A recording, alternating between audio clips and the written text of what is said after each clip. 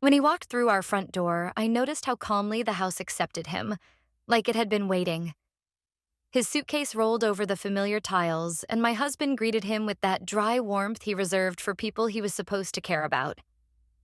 I smiled, automatic, welcoming, but I felt something settle low in my chest. Not fear, not excitement, but something closer to awareness. His presence filled the room differently than I remembered. He had changed, taller now, more deliberate in his movements. His voice had deepened, but not too much. And when his eyes met mine, there was a pause. Not impolite, just long enough for something unspoken to pass between us. My husband didn't notice. He was already asking about flights, weather, the job hunt. I stood in the kitchen doorway watching them talk, my hands warm from holding the ceramic teapot. Later that evening, the usual routine lulled everything back into order. My husband fell asleep in his chair by the TV, slippers kicked off, mouth slightly open. I poured a small glass of wine and padded upstairs to my room, the one we shared but rarely used for anything beyond sleep. I pulled on a silk robe I hadn't worn in months. Soft gray, thin straps, something that used to make me feel visible. I opened the door and stepped into the hallway just as he came out of the bathroom. A towel hung low around his hips, water dripping down his chest. We stopped. He froze first. His eyes, steady and low, moved across me, not rudely, but without apology. I didn't move. My robe had shifted slightly at the collar. I could have fixed it. I didn't. We passed each other in silence. The brush of air between us was warmer than it should have been. I reached my room, closed the door quietly, and sat on the edge of the bed with the glass untouched in my hand. My heart beat in places I had forgotten still responded. It wasn't the way he looked at me. It was the way I noticed. The morning unfolded quietly, as it always did. My husband scrolled through his usual financial updates while I poured his coffee and set toast on his plate. He thanked me without looking up, as if the gesture were part of the furniture. I nodded at the right times, asked if he needed anything for the day, and smiled in all the expected places. But something inside me had shifted. I moved slower, more aware of the fabric brushing my skin, more conscious of the way I pulled my robe tighter around my waist. Nothing visible had changed, and yet I felt different in every breath. He entered the kitchen once my husband had left for work. The door clicked shut, and the silence that followed was so complete it made the walls feel closer. He wore a navy t-shirt, still slightly wrinkled from sleep, and his hair was damp. I was in my silk robe, the same one from the night before, loosely tied, thin enough to feel the air slide through the weave. He gave me a soft, "Morning," and I handed him a mug. Our fingers touched. Just a brush, but I felt it everywhere. I pulled my hand back too quickly, focused on the counter. He didn't move away. He just watched me. "You don't usually wear things like that," he said after a moment. My heart ticked louder. I turned halfway, unsure how much of me he could see in the reflection of the microwave's glass. "Like what?" "Soft, bare. You're always put together, but today it's different." His voice wasn't teasing. It was low, quiet, almost reverent. I turned to face him. His eyes weren't wandering. They were fixed on mine. Serious, open. There was nothing childish in the way he looked at me. Nothing accidental. I stood still under that gaze, not flinching, not fleeing. My breath caught somewhere between my ribs. I broke eye contact first, picked up a dish towel just to keep my hands occupied. But he stepped closer. Not enough to touch, just enough to change the air between us. I felt the warmth of his body without contact. A pulse. A pull. "I should go get dressed," I whispered. But I didn't move. He reached out slowly, deliberately, and brushed his fingers against mine where I held the cup. I looked up, and in that exact second, we both stopped pretending we didn't want this. He kissed me. It wasn't rushed. It wasn't planned. His lips were warm and steady, and I didn't pull away. My hands found the curve of the counter behind me. I leaned into him just enough to feel the press of his chest, the certainty of his touch. My eyes closed, and I felt like I was falling into something I hadn't touched in years. Not danger, not guilt, hunger. When the kiss broke, we both stayed close, breathing the same air, too aware of what had just begun.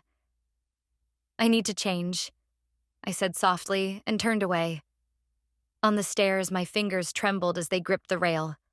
My knees felt too light. But it wasn't fear that moved through me. It was the strange, aching clarity of being awake after a long, comfortable sleep. And worse, or better, I didn't want it to stop. I wanted more. The next few days were a delicate performance, and we both played our parts with care. My husband returned to his usual routines, none the wiser. He brought home fresh tulips one evening, unwrapped them, and placed them into a vase without ceremony. "Thought these might brighten the table," he said, smiling at me with practiced tenderness. I thanked him, kissed his cheek. It wasn't forced, just familiar, a rhythm I knew by heart. But inside, something in me recoiled, not from him, but from the emptiness behind our gestures. I had begun to see how often I filled the silences with habits instead of truth. He, the one I had kissed, moved through the house with a strange combination of caution and confidence. He didn't corner me. He didn't push. But the air between us was heavier now, thick with the residue of that moment in the kitchen. A glance would stretch a second too long. A brush of fingers while passing plates would send a ripple through my spine. It was as if our bodies remembered what our mouths refused to say aloud. My husband mentioned an upcoming overnight conference out of town. 2 nights, not far. I smiled, nodded, made polite noises. But a cold current ran beneath my skin. Not because I was afraid, because I already knew what I wanted. The night before he left, I barely slept. My thoughts looped in tight circles. I imagined hearing footsteps in the hallway. Imagined him, the younger one, standing at my door again. Imagined what I would do if he knocked. But he didn't. He stayed in his guest room, door shut, music low. The house stayed still. The morning came quietly. I watched my husband zip his suitcase, the sound crisp and final. He kissed me goodbye at the door. "Don't wait up," he said, with the soft smile of a man who still believed in trust. I closed the door slowly after him, my palm resting longer than necessary on the handle. The house seemed too large once he was gone. Each room felt wider, the silence deeper.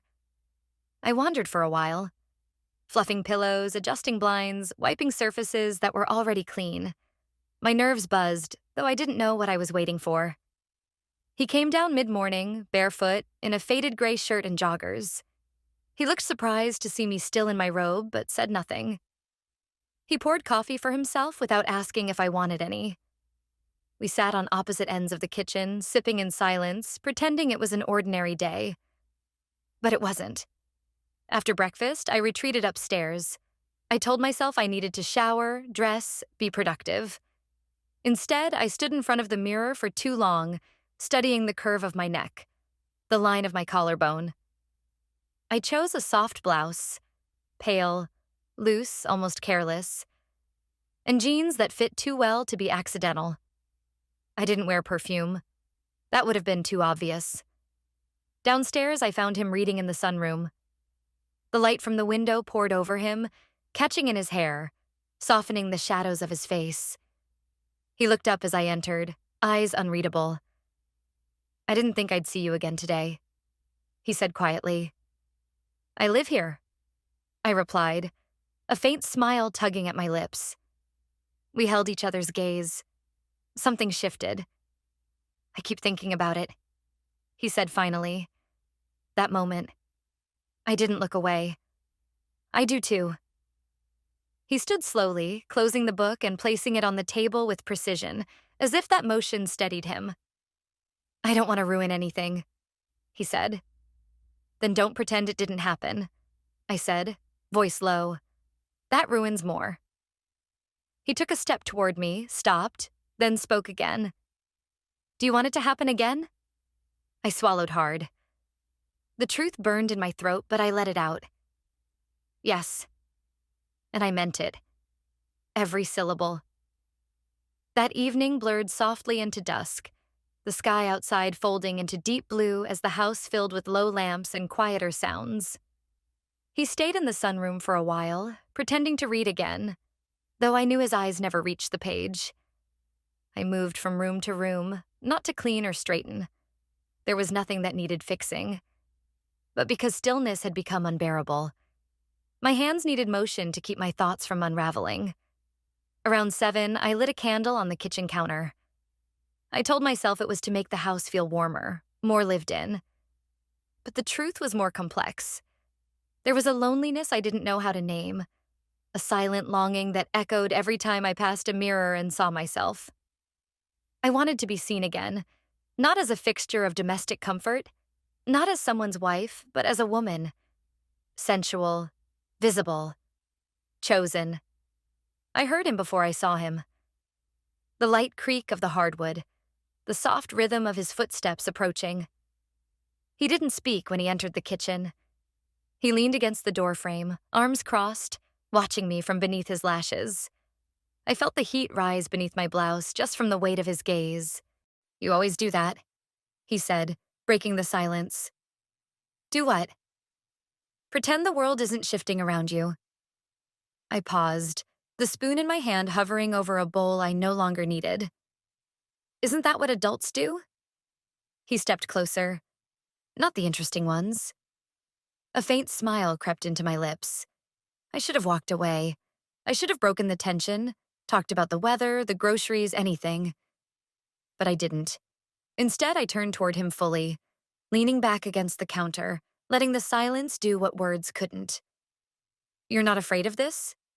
I asked finally. His jaw tensed. I'm terrified. I nodded. So am I. He reached forward then. Not suddenly, not with hunger, but with something that almost resembled reverence, and brushed his knuckles against the inside of my wrist. A gentle touch, nothing more. But the sensation ran through my body like a current. My breath caught, and I didn't disguise it this time. We shouldn't, I whispered, and didn't believe myself. We already did, he answered, and the truth in it hung between us like fog. For a moment, we just stood there, suspended in something that wasn't yet action, but no longer innocence. Then I turned away, half afraid, half lost. I opened the fridge, though I couldn't remember what I was looking for. He didn't move. We should leave the house, he said suddenly. I turned, surprised. Go somewhere, anywhere, just not here. His voice was steady, but his eyes betrayed the emotion pulsing beneath. I hesitated. It was so easy to say no, to stay here, to pretend the world wasn't shifting. But something in me, that silent, forgotten part, the one that used to ache for adventure, for risk, for being chosen, stirred. Where? He shrugged, stepping closer, barely an arm's length away. There's a small place outside town, a hotel by the lake. I saw the sign last week. We could just go for one night. It was irrational, dangerous, reckless. It was the most alive I'd felt in years. I'll think about it, I said. But even as the words left my mouth, I already knew the answer. The morning came in quietly, with a heavy stillness that settled into every room of the house. My husband wasn't due back until the next evening, but I woke early, long before the sun had fully risen, and sat by the bedroom window watching the slow bloom of daylight. My thoughts were a tangled skein, half caution, half desire. The decision had been made before I admitted it to myself. I just needed to dress for it. I chose my clothes carefully. Not provocative. No red lips or plunging necklines. That wasn't how this was. It wasn't seduction. It was something slower, heavier, more dangerous. A kind of exposure that lived in the curve of a collarbone, in the quiet suggestion of lace under a soft sweater. I stood in front of the mirror longer than usual, adjusting the hem of my skirt, slipping into heels I hadn't worn in over a year. I didn't recognize the woman looking back at me. She looked intentional. He was already waiting downstairs. When I stepped into the room, he looked up from his phone, and for a moment, everything else disappeared. His gaze moved across me with quiet urgency, not lust, but reverence. I felt his attention like heat along my skin. "I didn't think you'd come," he said, standing. "I almost didn't," I answered truthfully. Neither of us said more. We moved through the house like strangers in a borrowed space. He drove. The silence in the car wasn't awkward. It was filled with the weight of everything we didn't need to explain. The road curled out of the city, through flat fields and then into wooded hills. The hotel was small, tucked between tall pines, its facade weathered but elegant. It was the kind of place people stopped at for anniversaries or quiet affairs. At the reception desk, I didn't give a name. He handled it. The room was on the second floor, overlooking a narrow stretch of lake. I stood by the window as he closed the door behind us, the faint click echoing in my chest. He stepped behind me slowly, his hand brushing mine with a hesitancy that made my heart race harder than any bold gesture. I turned to face him. Neither of us smiled. We didn't rush. There was no urgency, no frantic undressing. Just closeness. The kind that builds slowly, steadily, until everything else falls away. He reached for my hand, held it, thumb moving in slow circles over my knuckles. I felt the press of his body close to mine, the way his breath shortened as I leaned in. When his lips met mine, it was different than before. No longer cautious. It was certain, deliberate. He kissed me like someone who had waited years for permission. And I let him. I opened to it fully, without shame or hesitation. The room was quiet, but inside me everything roared. The feel of his hands on my back, the press of his chest against mine, the soft pull of his mouth. Every second was soaked in heat and clarity. For the first time in years, I wasn't thinking of consequences. I wasn't calculating. I was present. Entirely. When we finally broke apart, he rested his forehead against mine. "I don't want this to end here," he said softly. I nodded, though I didn't have the words yet. My heart was still too full.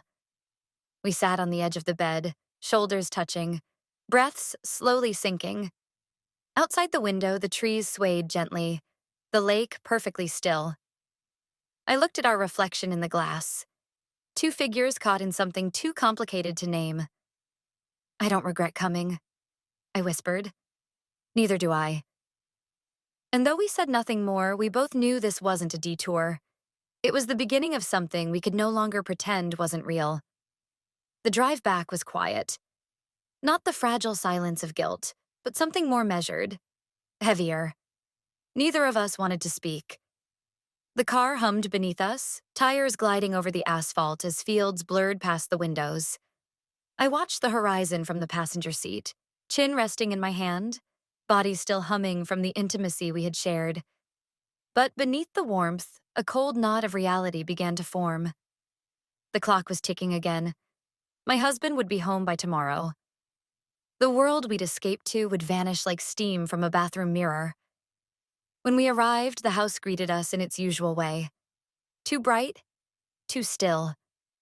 He brought in my overnight bag without a word and placed it beside the stairs. I stood by the doorway for a long time after he left the room, staring at the suitcase like it belonged to someone else. My hand drifted to the buttons of my coat, undoing them slowly, deliberately, as though each motion could delay what was coming. I went upstairs and stepped into the shower, letting the hot water run down my back until the mirror fogged. I thought about the way his fingers had moved across my ribs, how he had whispered my name like it belonged to him. I closed my eyes and let the memory stay a little longer, but when I stepped out and wiped the steam from the mirror, the woman looking back at me didn't smile. Her eyes were tired, unsteady. That evening, the house felt impossibly full of things left unsaid. He avoided me, not out of shame, but restraint. I could sense the conflict inside him, the silent battle between desire and consequence. He stayed mostly in his room, and I, in mine. But the tension didn't disappear. It thickened. At dinner, we finally crossed paths. I had reheated soup and made toast. The kitchen smelled faintly of rosemary and butter.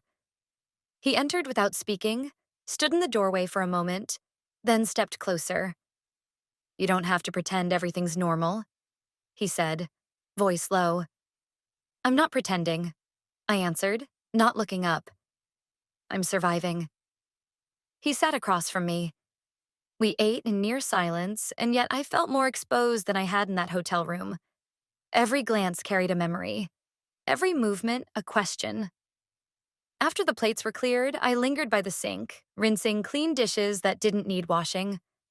Behind me, I felt him step closer, just enough to catch the scent of my shampoo.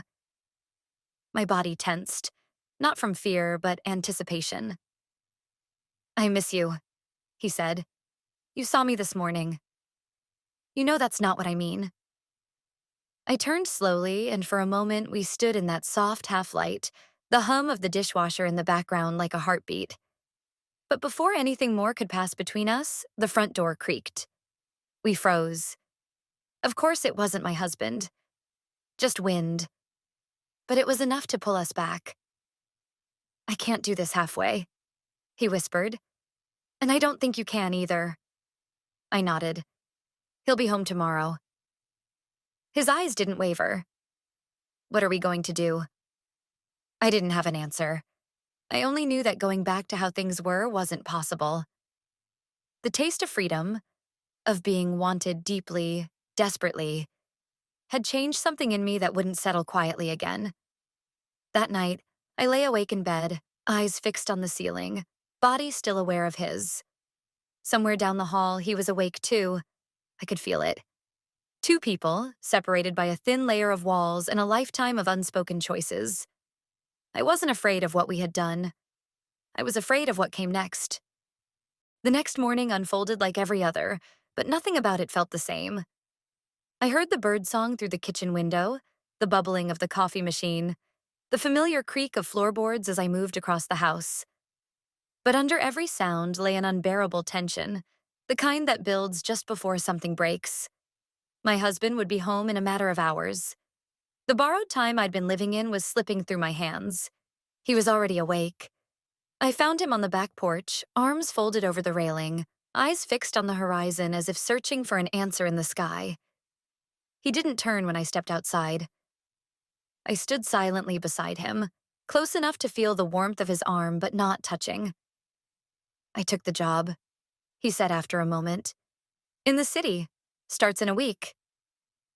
The words settled heavily between us. I hadn't even known he was applying. Or maybe I had.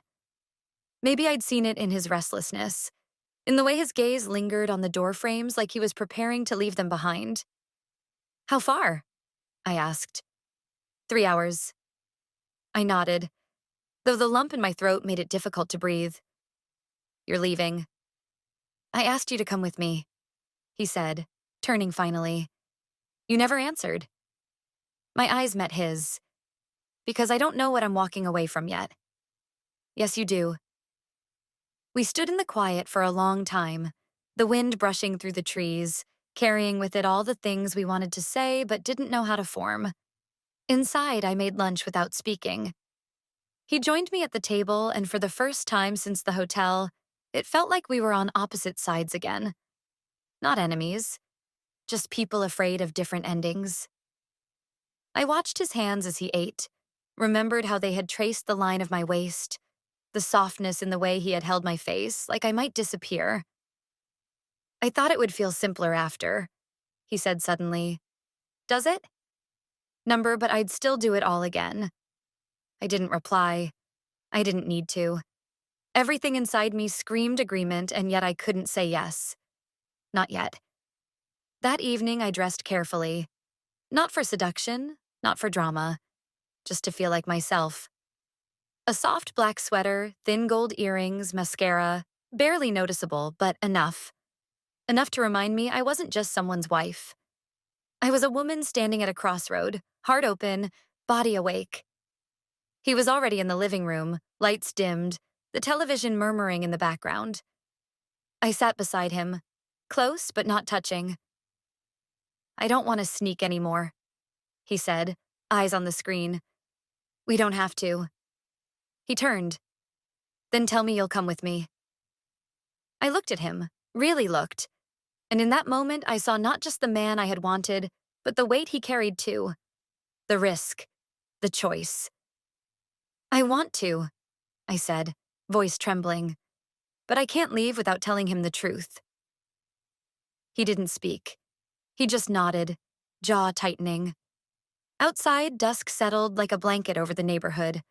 Lights flickered on across the street, and the world moved forward as if nothing extraordinary was happening inside our quiet home. When I stood to leave the room, he followed me with his eyes. "Don't let this be the last time," he said softly. I paused at the stairs, hand resting on the rail. "Then don't leave without me." And I meant it. Whatever came next, the unraveling, the confession, the consequences, I no longer wanted to live in halves. The question was no longer what I felt. It was what I was willing to risk to finally live it. The morning arrived shrouded in quiet. The kind of silence that doesn't soothe but tightens around your chest like a thread pulled taut.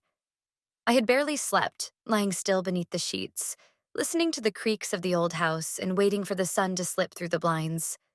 My husband's return had always been scheduled, but now it felt like a deadline. I didn't know what I would say when he walked through the door. I only knew that pretending was no longer possible. Downstairs, the kettle hissed steadily on the stove. I wrapped my hands around the warm ceramic of my cup, but I couldn't bring myself to drink. I stared through the window as if the street outside might offer clarity. But there was nothing in the gentle sway of trees or the distant sound of morning traffic that could make the next few hours easier. He came down late, looking tired. His shirt hung loose at the collar, and his hair was still damp from the shower. He sat across from me without a word. We stayed like that for several minutes, the quiet between us almost unbearable in its weight. "I'm leaving tonight," he said finally. I nodded. "I know." He looked at me as if waiting for a reaction, but I had none left to give. Every emotion had already been felt and refelt in the long hours of the night. "Are you going to tell him?" he asked. "Yes." "When?" I paused, then answered truthfully. "Tonight." He exhaled, as if some small part of him had been hoping I would say something else. Maybe that I'd changed my mind, that I'd walk out the door with him before anyone had the chance to be hurt. But I couldn't. Not like this. "He deserves to know," I added. He nodded, standing slowly. "I won't say goodbye." "I don't want you to," I said, my voice barely holding steady. We didn't hug. We didn't touch. There was no final kiss or whispered promise. Just the two of us standing in a kitchen that had seen too much. I followed him to the door and watched as he picked up his bag, adjusted the strap on his shoulder, and stepped outside. The door closed behind him with the soft finality of something real ending. I stayed by the window and watched him walk to the end of the street. He didn't look back. I didn't expect him to. The day passed in fragments. I moved through the house as if underwater. Every room felt unfamiliar, like a stage just after the curtain falls. I folded laundry that didn't need folding, wiped down counters already clean. Anything to keep my hands busy. Anything to delay what had to happen next. My husband came home just after 7. He greeted me with a warm, tired smile, set down his bag, and told me about traffic, about the hotel, about a colleague's poor presentation. I listened, nodded, smiled where I was supposed to. But inside, I felt like I was walking a wire, each word taking me closer to the moment everything would tilt. After dinner, I stood in the hallway, watching him sort through his mail at the console table. My heart beat so loudly it drowned out everything else. "I need to talk to you," I said. He looked up, sensing it immediately. The shift in my tone, the stiffness in my shoulders. "Okay," he replied, setting the envelopes aside. We moved into the living room. I didn't sit. I couldn't. "There's something I haven't been honest about," I began, voice shaking. He didn't interrupt. He just watched me. I told him. Slowly, quietly, without embellishment. I told him what had happened. Not everything, not every detail, but enough. Enough for him to understand the shape of it, the weight of it. He didn't speak for a long time. When he did, it wasn't anger that filled the space. "I thought we were okay," he said, almost gently. "I know," I whispered. "We were, but I wasn't." Tears filled his eyes, and that broke something in me. Because he wasn't a cruel man. He hadn't wronged me, but I had changed, and I couldn't pretend to be who I was before. "I didn't plan any of it," I added. "I know," he said. Then, after a long pause, "So what now?" I looked at him. At the man who had shared my bed, my routines, my life. And for the first time, I had no answer that would make sense to either of us. "I don't know," I admitted. That night, I slept in the guest room. Not because he asked me to, but because I needed the space to feel what came after confession. And when I woke the next morning, the house didn't feel like mine anymore. Weeks passed in a strange, suspended rhythm. The house no longer moved with the easy choreography it once did. The routines remained. Coffee brewed at 7, the mail collected at noon, dinner at 6, but the warmth behind them had cooled. We spoke politely, carefully. We weren't at war. We weren't even angry.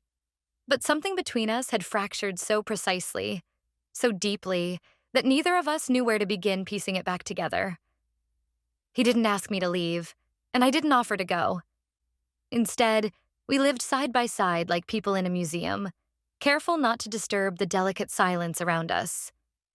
There were moments when I caught him watching me, as if searching for the version of me he thought he knew. And there were nights when I lay awake, staring at the ceiling, wondering how long I could live in a home that no longer felt like a choice. I hadn't spoken to him. The one I had kissed, touched, followed into that hotel room. He didn't call. He didn't write. But I knew he hadn't vanished. I saw traces of him in the way I hesitated before opening certain drawers, in the scent of the shampoo he left behind, in the curve of my own reflection when I caught myself standing differently, walking differently, like a woman who had remembered what it meant to be wanted. One Friday afternoon, I found myself walking near the train station. I hadn't meant to go there. My feet just carried me, past the shops, past the park where the trees were beginning to bloom again. And then, there I was. I sat on a bench across from the platform, the spring air soft against my skin, and thought about the last time I had seen him walk away. I didn't expect him to appear, but he did. He looked older, or maybe just more certain. He wore a dark coat, his posture relaxed, one hand in his pocket, the other holding a folded newspaper. He didn't see me right away. He was scanning the platform, eyes moving slowly from face to face as if searching. I stood. The motion caught his attention, and his gaze found mine. He didn't smile at first. He just stared, like he wasn't sure I was real. Then, slowly, his expression softened. He stepped toward me, one foot after the other, closing the distance like someone afraid he might wake up. "You came," he said. "I didn't know I would," I replied. We stood like that for a moment, not touching, not saying more. Then I reached into my coat pocket and pulled out the folded note I had written that morning. I handed it to him. He opened it carefully. Inside, just one line. "I'm ready now." He folded it again, tucked it into his pocket, and looked at me. There were no grand gestures, no declarations, just the quiet relief of someone who had waited and finally been heard. We walked together down the street.